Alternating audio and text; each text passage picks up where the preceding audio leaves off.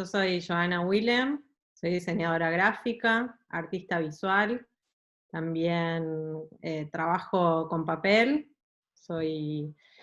hago trabajos en paper calados, y lo que fui haciendo es mezclando como todas estas disciplinas. Soy extremadamente curiosa, me gusta como lo interdisciplinario, me gusta que las cosas se vayan relacionando. Mi formación académica es como diseñadora gráfica, pero después todo se fue atravesando y mezclando de una forma como bastante compleja y aleatoria, que no tiene una definición concreta, y es lo que más me interesa, y tampoco me planteé un camino a seguir, sino que fueron muchas cosas que se fueron dando y llegué a donde estoy ahora, que seguramente se vaya modificando en el tiempo, pero me interesa trabajar con proyectos, no importa cuál es el proyecto, no importa si tiene como una definición concreta, voy viendo qué me va interesando en cada momento, sobre todo para explorar y para seguir creciendo un poco como artista.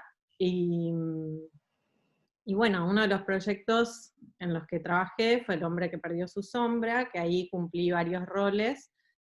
Si querés ahora te Dale, cuento un poco más sobre eso. dale. Está bueno. Te cuento que nosotros en la materia se llama diseño, dibujo y representación audiovisual.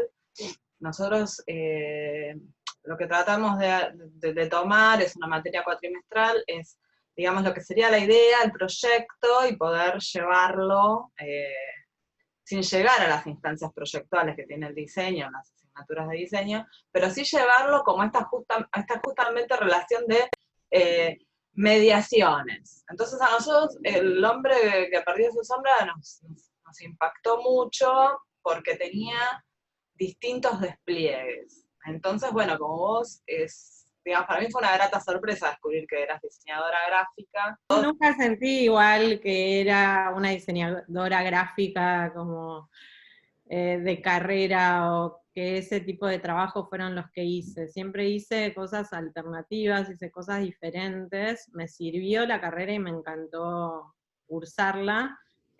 Fui docente en la cátedra Gabriele de nivel 2, Ah, 6, 7 años más o menos.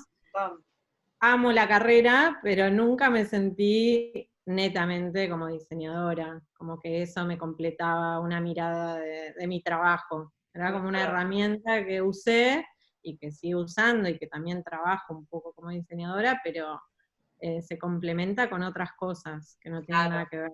Está claro, no, está bueno, está bueno. Yo te digo que para mí es grato saberlo porque es como, digamos, los diseñadores gráficos, te cuento una incidencia, como los arquitectos, quizás en algún sentido por ahí vos me vas a decir otra cosa, pero para nosotros, los miramos desde el otro lado de imagen y sonido, es como que tienen las ideas más claras en relación a lo que hay que hacer. Quizás no pensás así, estaría bueno que me des tu opinión. Entonces yo digo, bueno, está bueno cuando veo a alguien que es diseñador y justamente no hace lo Me que se parece espera que que haga. Sí, ¿Entendés me lo parece que que las digo? carreras en el último tiempo fueron mutando bastante y se fueron generando nuevos intereses que hicieron que la carrera, no sé, empiece a tener materias de ilustración, que empiece a tener otros contenidos que, que exceden un poco a lo que se pensaba en un principio que era diseño gráfico, y que ahora ya está abierto como diseñador, y que es el tipo de pensamiento más proyectual que podés tener para usar en cualquier cosa. De hecho, algo interesante del proyecto del hombre fue poder trabajar con músicos y pensar como en ese diseño proyectual de la música, o cómo trabajar con vestuario, como que se puede aplicar, para mí el diseño como herramienta se puede aplicar a cualquier cosa. Y es un sentido común y te da como una experiencia y un pensamiento que después, no sé, también es un diálogo con otras disciplinas. No quiere decir que uno tenga todas las herramientas o que tengas que tenerlo, pero sí, como diseñadora podés trabajar con un montón de disciplinas diferentes al diseño. Tal cual, tal cual. Bueno, Yo coincido con esa postura como más amplia en relación a los lugares de desarrollo, de intereses o la posibilidad de incursionar, digamos, profesionalmente en lo que es el entramado de la cultura, el entramado de lo social, no sé, es como que en lo personal creo que defiendo como esa postura del diseño y no tanto la utilitaria en relación a la demanda de un cliente para seguir haciendo funcionar el mercado como lo vino haciendo hasta ahora. Bueno, nos fuimos un poco Sí, a una cosa más filosófica, pero son procesos, son aprendizajes, son cosas que se van como mezclando, que se van nutriendo. Para mí haber hecho la obra del hombre que perdió su sombra en el Cervantes fue un desafío muy grande, demasiado grande, más de lo que hubiese querido yo hacer en su momento. Había sido mamá hace muy poquito, como que tuve muchos momentos en donde dije, ay, no quiero estar acá y esto es demasiado grande para lo que puedo hacer. Y bueno, y después tenía otros momentos donde decía, bueno, esto lo puedo hacer, esto lo puedo pensar, esto hay un trabajo en equipo, fue un trabajo completamente en equipo, un equipo formado por mucha gente que no había trabajado hasta ese momento en conjunto, casi no nos conocíamos, o algunos sí, pero y fue un lujo y tener al Cervantes también a disposición de poder plasmar ideas que no estaban resueltas, que se fueron desarrollando, que se fueron ensayando, que se fueron pensando. Fue como, no sé, como que lo que creo que todos estamos de acuerdo en que lo mejor que pudimos hacer es elegir un equipo de trabajo como el que tuvimos. bueno. Con gente súper talentosa, con gente buena que estaba dispuesta a trabajar, que estaba dispuesta cada uno desde su lugar a hacer lo mejor posible. Eso fue como el éxito un poco del proyecto. Y lo que nos queda y lo que seguimos pensando que funcionó. Mm, y, y desde mi lugar, bueno, con Eleonora nos conocíamos hace un tiempo, si querés te cuento como un poco esos inicios. Dale. Yo venía trabajando de forma como muy independiente con las proyecciones, con los calados, bueno, en un formato como un poco más chico también, de proyecciones para diferentes músicos, para recitales, y siempre pensaba que eso estaba bueno hacerlo para chicos, porque las veces que proyectaba y había chicos en esos recitales, se copaban mucho y empezaban a interactuar y venían al retroproyector y querían poner como las imágenes, los papeles cortados. Entonces surgió la oportunidad por una propuesta, una convocatoria abierta del Cervantes, y con Eleonora estábamos pensando hace mucho que estaba buena toda su experiencia como directora de teatro y en las cosas que venía trabajando, sumarle toda la parte estética y de proyecciones que yo venía trabajando. Y bueno, ella me dijo, está esta convocatoria, presentemos, y sin pensar demasiado, armamos como un proyecto y lo presentamos. En ese proyecto estaba el libro que tomamos como referencia, que era lo que nos unía un poco como para trabajar las dos juntas, que es del hombre la maravillosa historia de Peter Schlemihl, de Bonchamizo, que se escribió en 1814, y que era una linda excusa como para empezar a pensar en el trabajo que podíamos hacer. Y después convocamos a Axel también en la parte musical, porque sabíamos que iba a ser una obra donde esté como muy presente estas tres divisiones de las proyecciones y todo este mundo audiovisual medio nuevo. La música en vivo, eso era como las premisas, y después la danza, la coreografía, la parte de los textos, las actuaciones, todo eso estaba mezclado. Entonces, bueno, nos llamaron del Cervantes, que la propuesta les había gustado, y, y bueno, ahí ya fue como un poco una vorágine de cosas, empezar a trabajar. Como que hubo muy poco tiempo y muchísimas cosas para hacer. Yo en este PDF, en esta propuesta, me había puesto un montón de roles, pero sin pensar que después los iba a tener que realizar. me había puesto como, bueno, como Leonora estábamos las dos como codirectoras, yo me había puesto como escenógrafa, me había puesto también en la parte de vestuario, me había puesto como en las proyecciones, tenía como millones de cosas para hacer en una escala grande, porque era la sala principal del teatro, y bueno, y todo tenía que tener mucha claridad porque había mucho desarrollo y producción atrás de nuestras ideas. O sea, nos dieron un montón de libertad y se pudo trabajar súper bien, pero había tiempos específicos que nos daban para entregar las cosas, porque el Cervantes es un teatro de producción nacional y todo se produce ahí. Entonces, nada, teníamos que entrar dentro de esa estructura y presentar las cosas en los tiempos que nos iban pidiendo. Así que ellos, nada, para que se den una idea, nos aprobaron la idea y el proyecto muy abierto, de una forma muy abierta, porque era, bueno, tantos intérpretes, tantas personas en escena, y después eso no se podía modificar, que era lógico, porque también es lo que estaba contemplado. Y en octubre, fines de octubre, nos dijeron, bueno, ok, quedó seleccionado el proyecto, vamos con esto, y en diciembre yo ya tuve que entregar toda la propuesta, o sea, estuve un mes para trabajar la propuesta de escenografía, y la propuesta de lo que iba a ser vestuario, porque después se mandaba a cotizar, y bueno, ya entraba como en la realización. Así que, bueno, me agarró como bastante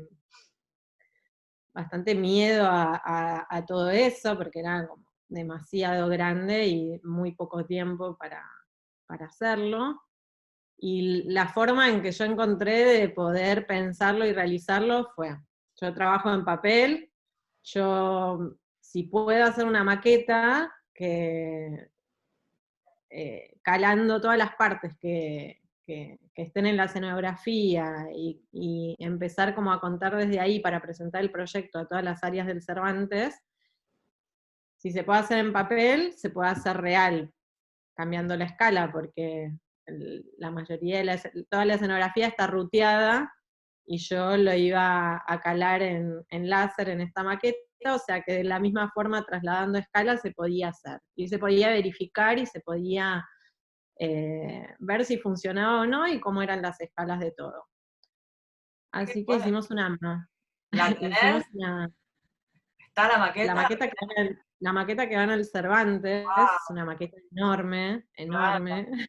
toda hecha en papel, no entraba por el ascensor, era como, no la podíamos trasladar, Qué bueno. pero fue hermoso, fue como de lo más lindo que hicimos para el proyecto, armar esta maqueta, porque nos sirvió mucho para entender, y para entender a mí, que yo no soy escenógrafa, y de golpe tenía como eh, Claro. ese, tenía esa responsabilidad, Qué y bueno. también como artista me decían, mirá que esto se manda a construir y tiene Queda, que funcionar perfecto. claro.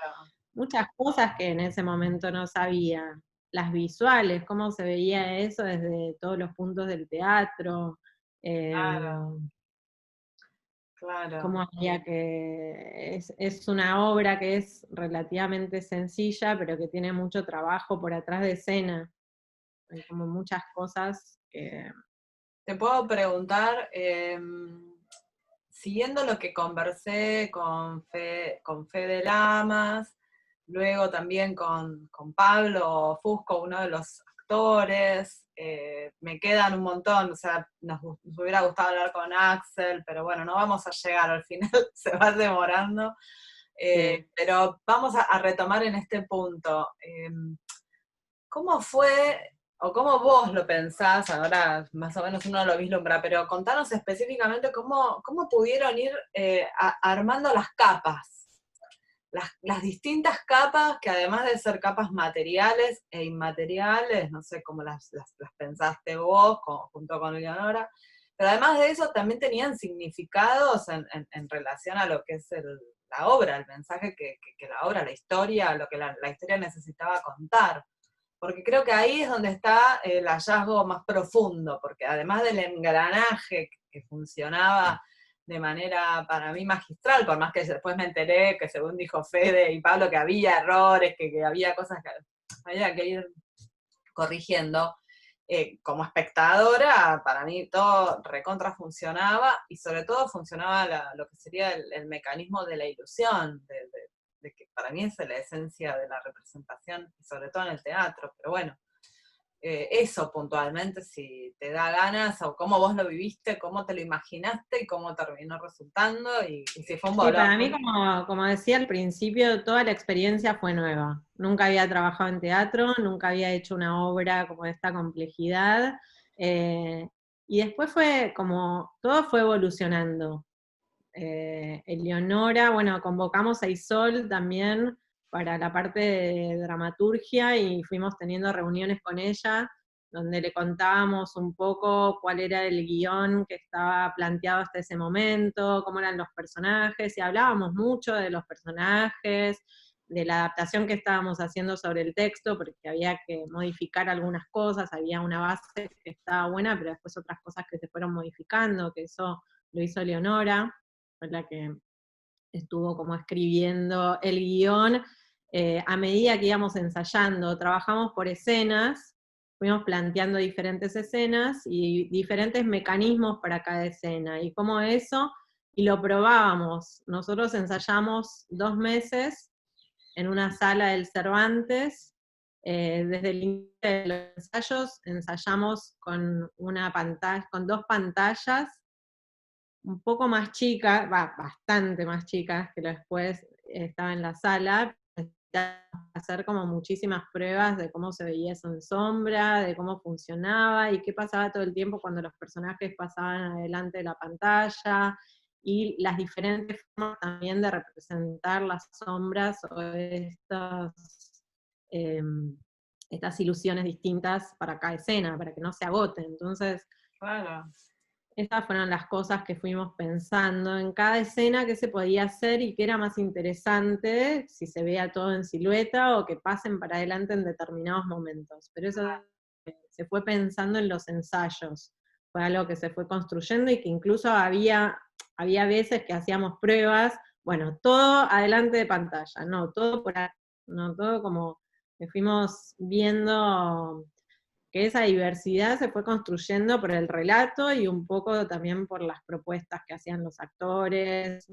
Fue un trabajo como en equipo real y también se ensayaba con la música en vivo. Axel estaba en todos los ensayos tocando como en vivo para que los ensayos fueran como lo más parecidos a lo que después iba a trasladar al escenario, que eso también fue todo como una movida distinta. Y, y yo con Gise, que es la otra chica que está haciendo las proyecciones y con la que hicimos todo el trabajo visual de las proyecciones, también nos planteábamos como diferentes escenas y decíamos, bueno, para la semana que viene vamos a probar, vamos a hacer pruebas de estas 2 escenas. Entonces llevábamos material para probar en los retroproyectores y ya mostrábamos cómo eran los escenarios, las posibilidades, y dentro de los ensayos también fueron surgiendo cosas. Hubo escenas que fueron más difíciles que otras, que no le encontrábamos la vuelta, y cada tanto hacíamos como unas mini funciones de lo que teníamos hasta ese momento y íbamos viendo cómo se conectaban las diferentes escenas. Entonces, no sé, hubo la escena de la calle, que no sé si te acordás, pero se arma toda una ciudad por atrás.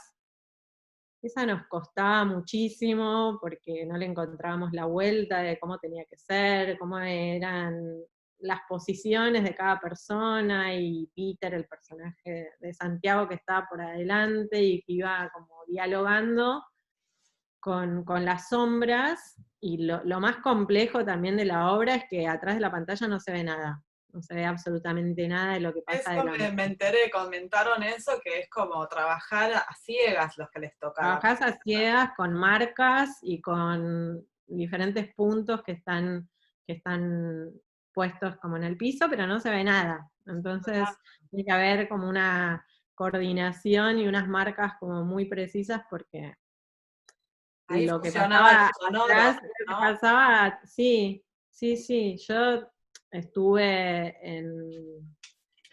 en todas las funciones que se hicieron los 2 años y te das cuenta lo que pasaba por los sonidos, como que estábamos en la parte de atrás de todo el teatro, donde termina el Teatro Cervantes, donde está la pared de ladrillos del teatro, ahí estábamos. Y los mecanismos por atrás eran tremendos, estaba todo oscuro, todas las personas que pasaban de un lado al otro tenían que pasar por atrás nuestro, porque si no salían proyectadas. Y bueno, había como un montón de reglas que fuimos construyendo para la obra que nada, cada tanto siempre pasaba algo medio inesperado, alguien nuevo que entraba y que no sabía, pero hubo un par de accidentes, pero nada terrible. Y sí, atrás, como no se veía nada, y de alguna forma nos enterábamos de lo que iba pasando por los sonidos o por, no sé, algunas rarezas que entendíamos pasaban. El actor y su sombra eran eh, actores diferentes. Quiero decir, el que Sí. se veía, el personaje que se veía, eso quise decir que ese era el actor. Y atrás estaban bailarines, interpreté bien. Gastón, bueno, Gastón y Griselda son los dos bailarines. Gastón interpretó la sombra de Peter y la de Bendel, hizo esas dos sombras.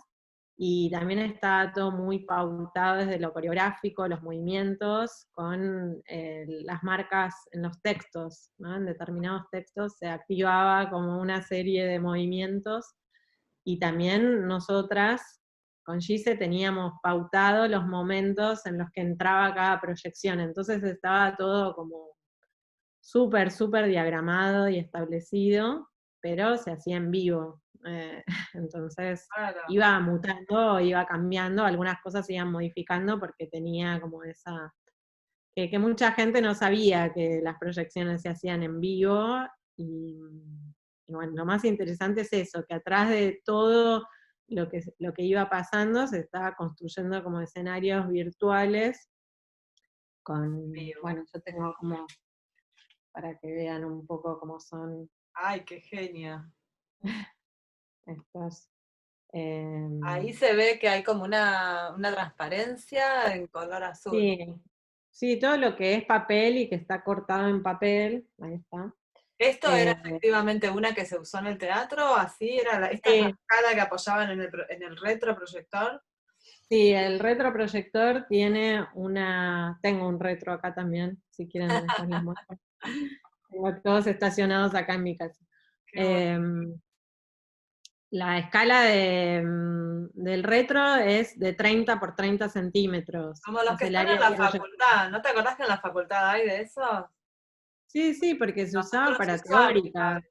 Sí, se usaba para las teóricas y tiene ese tamaño porque entra una 4 vertical y una 4 horizontal. Entonces, está pensado Nosotros para eso. en la facultad prácticamente están en desuso y nosotros los pedimos para hacer este tipo de juegos en la materia, para que los estudiantes Claro. hagan pruebas de color, con transparencia, que se metan ellos a hacer acciones frente a la cámara, pero con la luz del retroproyector.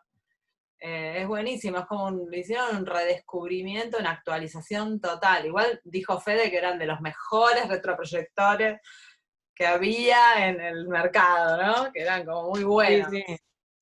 No, bueno, en la pantalla del Cervantes tiene 10 metros por 12 metros, Ah, entonces también cambia mucho el tipo de lámpara que usan estos retros, y, y yo empecé como a buscar, era como bastante difícil porque no, o sea, no hay nuevos, tenés que ir rastreando en Mercado Libre los retros que aparecen qué viejos, que están usados para otras cosas, y, y tienen diferentes lámparas. Hay unos modelos, el 3M, de determinadas series que son los que a mí me funcionaron, que tienen más definición, más luminosidad, que tienen focos, cambios de focos, tienen como un montón de cosas que te dan más posibilidades para usarlos. qué Sí, bueno. para mí son los mejores, pero no sé, tampoco conozco a todos. A mí en este punto me dan muchas ganas de, salvo que vos quieras contar algo más en relación a lo que fue la factura de las proyecciones y de las capas, pero si no es como que me da mucha curiosidad, me parece que el germen de igual de todo esto, que fue como sofisticado, en realidad tiene este origen más simple, que es el del teatro de las sombras, entonces bueno, que si te da ganas de contar eso particularmente, porque te cuento lo que nos pasa. A diferencia de siempre, no vamos a estar en la facultad y los estudiantes no van a acceder como siempre a estos retros. Todos llevamos luces, llevamos proyectores de video. Los estudiantes van a trabajar con las cosas que tengan en sus casas. Entonces a mí me parece que es un buen momento también para recuperar lo más simple, que fue como el origen, ¿no? Bueno, ¿cómo te conectaste con eso? ¿Qué te parece que si los estudiantes hay cosas que pueden jugar y hacer? Creo que sí, como vos decías, la premisa de la obra fue algo como más analógico, que todo esté hecho como en vivo y desde un lugar muy simple. No es todo, no se utilizan como grandes recursos. De hecho, la obra se podía hacer porque era relativamente simple para la complejidad que generaba. Me parece que hay millones de cosas para jugar con las sombras y con pocos recursos. Con un celular se pueden hacer un montón de cosas, con un foco de una lámpara. De hecho, fueron pruebas que fuimos haciendo en los ensayos y realmente salieron de ahí. No fueron pensamientos súper complejos con millones como de elementos. Hay una escena que está armada con 2 linternas que tienen como bastante potencia, pero que con eso y con la pantalla de proyección que había en el Cervantes, que sí es bastante buena, porque sirve como de back y sirve de frente, es una pantalla que tiene como esas 2 funciones. Con eso armamos toda una escena, simplemente con 2 linternas. Después están los retros, hay muchos recursos que se usaron para hacer diferentes tipos de sombras, pero algunos son completamente simples. Después, donde se ven como las sombras súper grandes en una escala como... Lo interesante fue la escala también que nos dio el Cervantes. No tenés como muchos lugares donde puedas tener una pantalla tan grande. Entonces las sombras que se ven de 7 metros de altura es algo como bastante simple, pero eficiente. En un punto es como que creo que los chicos y los adultos también se fueron copando porque la sombra es bastante poderosa para trabajar. Hay muchos recursos que se pueden hacer con eso y que te fascinan, que encontrás como mucha fascinación en eso, en la proyección como de un elemento, del cuerpo trabajando como en sombra, de lo que pasa como adelante y su proyección. Y después siempre de lo analógico, de la prueba con elementos, ¿no? Con elementos simples que tenés a disposición. Bueno, en estos yo trabajo con gelatinas de color, que son las que se usan en, Sí, las que se usan en cine para colorear los focos, y esas las voy cortando para tener color. Después el resto, lo que se ve en papel, funciona como negro. Tapa la luz y es negro más color. claro. Eh, no hay otros elementos. Después hay otra escena del pintor, que es una batea de acrílico construida especialmente para el retro, que tiene 30 por 30 centímetros, en la que yo voy poniendo agua y tintas, y esas tintas se van mezclando, pero son todos recursos muy simples, lo que pasa es que visualmente empiezan a tener como otra potencia en esa escala, ¿no? Eso es muy interesante, esto en este contexto, porque, digamos, ahora nosotros estamos teniendo casi como un predominio de la tecnología súper sofisticada, las clases mismas se van a dar a través de plataformas, por lo menos en este momento, luego se espera poder volver, ¿no? Pero en principio podemos asumir de que estamos mediatizados ya, vos y yo de hecho estamos hablando a través de las pantallas, y sin embargo, lo que nosotros tenemos que proponer a los estudiantes es que puedan trabajar en una habitación, con los recursos que tengan, y de algún modo te pone hoy, en el 2020, en una situación, no sé en qué siglo se empezó a trabajar con el teatro de sombras o con los recursos de silueta. Y bueno, la verdad es que como que ahí te das cuenta de que hay algo que es el germen de las cosas que nos gustan, que a los seres humanos nos fascinan, hablas de la sombra, y que no son de golpe tan sofisticadas realmente. Y que los chicos y las chicas pueden hacer cosas en sus casas hoy y tener aprender cuestiones que tienen que ver con contenidos que tenemos que aprender más allá del recurso económico o el recurso tecnológico, ¿no? Que tiene que ver con lo que hay que aprender, lo que tenemos que poder disfrutar. Me parece que Sí, me parece que es un momento para revolver un poco lo que hay en cada casa, para ver qué hay a disposición, para tener esas limitaciones también. Está bueno cuando tenés limitaciones para trabajar, si no todo se vuelve posible, y toda esta experiencia nos está dando un poco eso, como, bueno, tengo esto para trabajar, ¿qué puedo hacer con esto? Y no buscar como otros elementos, el mejor papel, el mejor proyector, el mejor, sino con lo que tengo, ¿qué puedo hacer? Desde lo simple y también desde lo analógico. A mí me gusta siempre meter como en todos los proyectos algo analógico, porque si no todo queda como más duro, y cuando ya empezás a meter mano, cuando haces algo vos con los elementos que tenés, todos los proyectos empiezan a quedar diferentes. Y por eso todo vuelve como a ciertos oficios, vuelve como algo, no sé, que tenga un poco más de alma, y eso para mí se consigue trabajando con los materiales, probando, experimentando y proyectando con lo que tenés.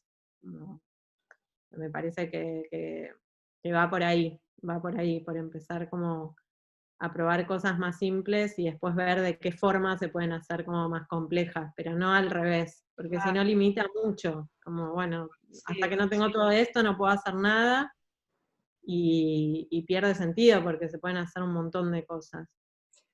Joana, ¿y cómo sentiste que los bailarines, los actores, recibían esto de que de golpe no eran los únicos que tenían el rol protagónico en la obra, sino que estos papeles recortados, calados, y de golpe empezaban a tener igual protagonismo, o por ahí está mal hablar de protagonismo.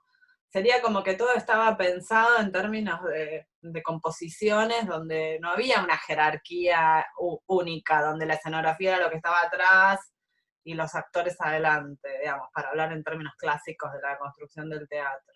Sí, todos tuvimos que aprender a trabajar con esto, y como fue algo nuevo para todos y como equipo fuimos viendo las diferentes formas como de integrarlo o de que queden cosas como separadas. Entonces había propuestas de los actores, de los bailarines, para tener como, para usar eso de la mejor forma posible, y también había como ciertas indicaciones. No sé, yo por toda la experiencia que había tenido con las proyecciones, sabía que las siluetas, para que tengan como, para que sean más interesantes, tenés que construir algo como más lateral, tener posiciones más marcadas, no taparte, muchas texturas de transparencias en vestuarios que sean reconocibles. También como el vestuario empezaba a tener como importancia en la silueta, cómo se ve eso en silueta y cómo se ve por adelante, y si se pueden reconocer las dos cosas de la misma forma.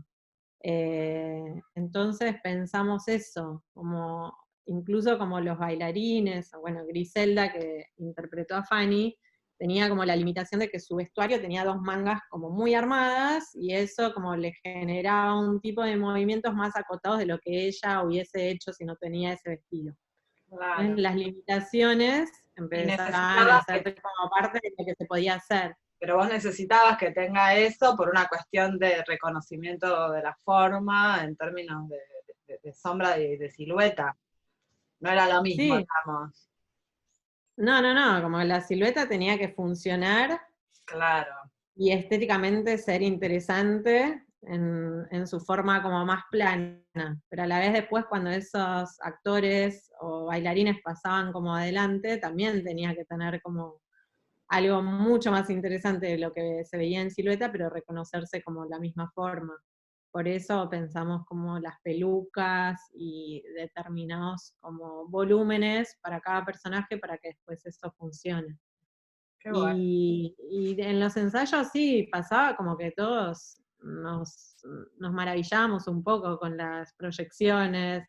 Era algo que por ahí no se había usado en teatro de esa forma y cuando pasamos a ensayar a la sala, a la María Guerrero, fue un flash. Ya ahí sí que fue como Qué bueno. todo como todo súper grande, la escala empezó como a multiplicarse, las personas se veían mucho más chiquititas de lo que se veían, y la relación de eso con las escenografías también era como mucho más grande, entonces también los movimientos a la distancia tenían que ser como más coordinados para que se vea y para que se relacione con ese contexto escenográfico. Claro. Después, en la parte de atrás de las proyecciones había una tarima que tenía todo el ancho de la pantalla, pero tenía 1 metro para trabajar, porque para que se reconozca y se vea bien esa silueta tenés que estar pegado a la pantalla. Si no te va cortando como el cuerpo, si vos te vas alejando como de la pantalla. Claro, claro. Entonces es todo como muy limitado, más acotado, tenés que estar pegado a la pantalla, bastante lateral, con movimientos en el cuerpo que no sean como eh, muy acotados, sino que se vaya como ampliando los brazos, las piernas, como los saltos, todo eso. Y las texturas de los vestuarios también ayudaban, las Claro. pelucas, todo eso. Em, Bueno, y la verdad después es que... No, no, decime. no, la escenografía también es plana, es toda plana y va cambiando de color o de cómo se va viendo. Bueno, la iluminación también terminó como de completar todo esto visualmente. Si se iluminaba de forma como más realista la parte de adelante, si se coloreaba la pantalla, como que empezó a sumar también más capas visuales. Y otro factor importante es que nunca se podía proyectar la sombra del personaje o de los personajes sobre la pantalla. Entonces la iluminación era muy lateral de calles para que no se vea esa sombra. No podíamos tener nada frontal, digamos. Sí, sí, sí. Se ve como una cosa de mucha pureza en eso, el cuidado de los planos. Hablas de que es una escenografía plana y entiendo, es como que se reduce a lo que es la pantalla de la proyección donde confluye todo lo demás, pero en realidad hay un cierto espesor para lograr esa imagen plana. Es como el concepto de proyección puesto al máximo, digo, ¿no? Sí, Cómo se suman estas capas para que funcionen en una línea, de un plano, mejor dicho, y que tengan relación entre sí, que sean verosímiles vistos desde la sala. Que encima la sala tiene la particularidad que es circular. Eso sí, a mí me tocó verla desde un costadito y estaba todo el tiempo así, tratando de descubrir y bueno, pero me imaginaba todo el tiempo cómo sería verla bien de frente o alguien que le tocaba, no, no sé, como desde un lugar donde tenga la posibilidad de acceder a los músicos o a los actores desde más sí, cerca. Creo cambia la que, experiencia desde donde la veías. Cambiaba como bastante. claro, La, por la la lógica mejor misma ubicación, sí.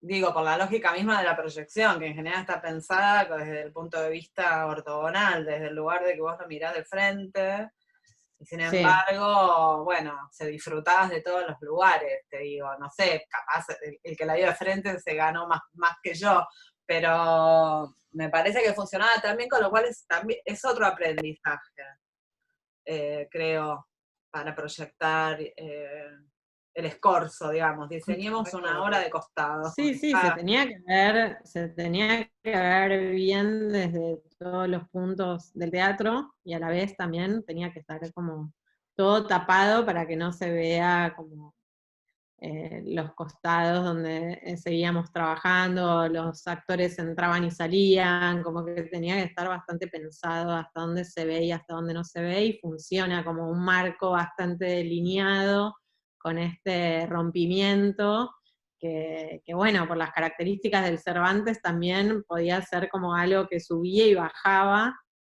que es lo primero que baja en la obra, ¿no? Empezar a entender como el formato de este cuento dentro de este marco, con pocos elementos, con pocos recursos, hay como, está este rompimiento que es el marco, que es todo natural, y que lo que hace es salir un poco de la pantalla que está por atrás, como darle un poco de onda a la pantalla, esa es como la función principal.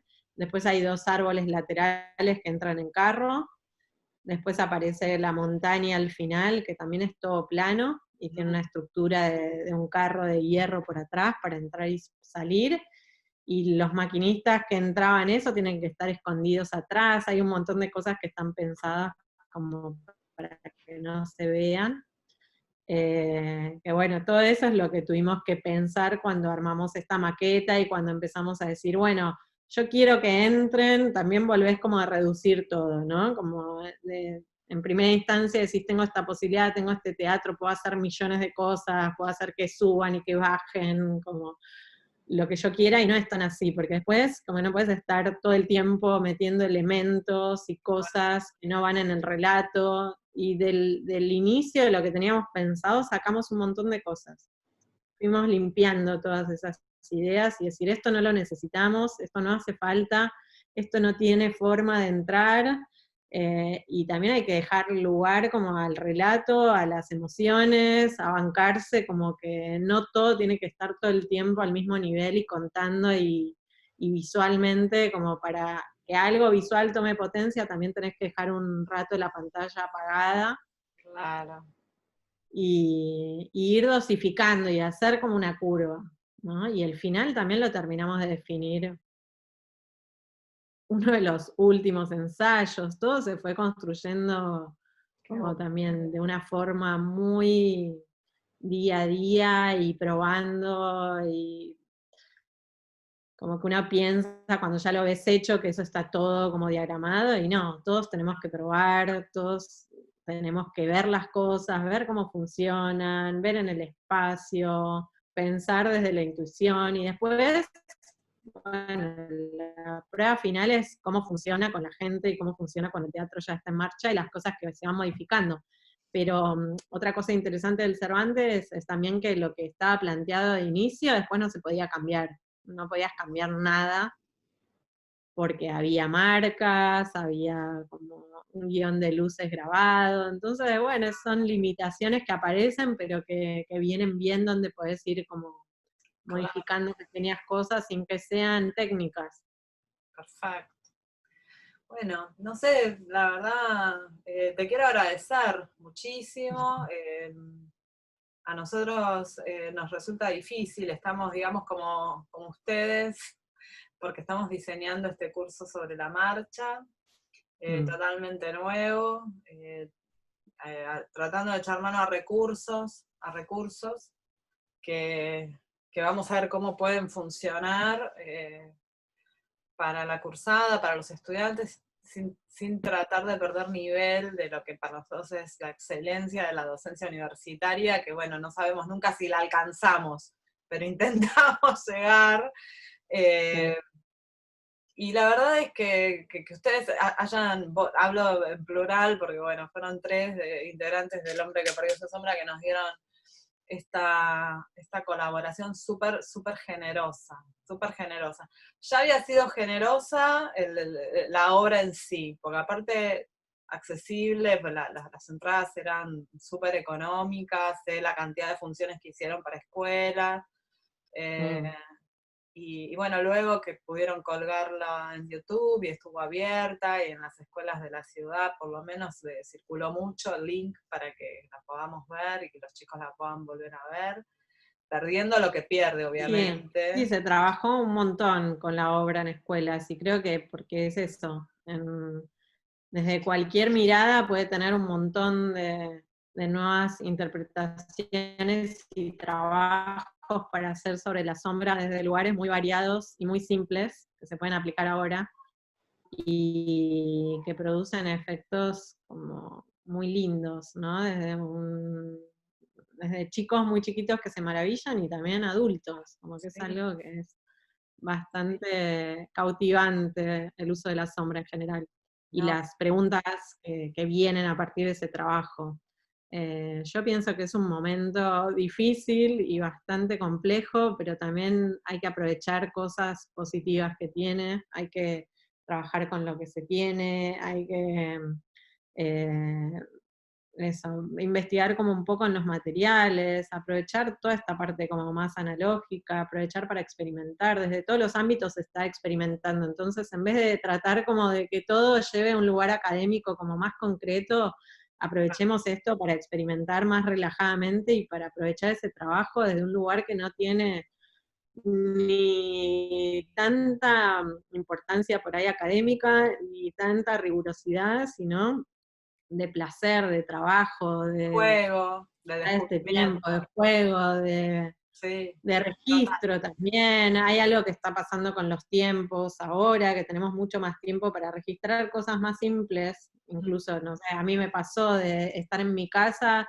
todos los días a determinada hora y viendo algunos reflejos del sol que generan sombras y que antes no lo veías. Ahora como tenés el tiempo y por ahí la mente más relajada lo podés ver y lo podés registrar, entonces se puede trabajar un montón con lo que tenemos. totalmente, totalmente de acuerdo, y bueno, ya veremos qué repercusión tenemos. Llegó la llama. Bueno, anda tranquila. Gracias, Joana, muchas Gracias. Cualquier gracias. cosa que necesiten me avisas. Bueno, dale, un beso enorme. Gracias. Un beso.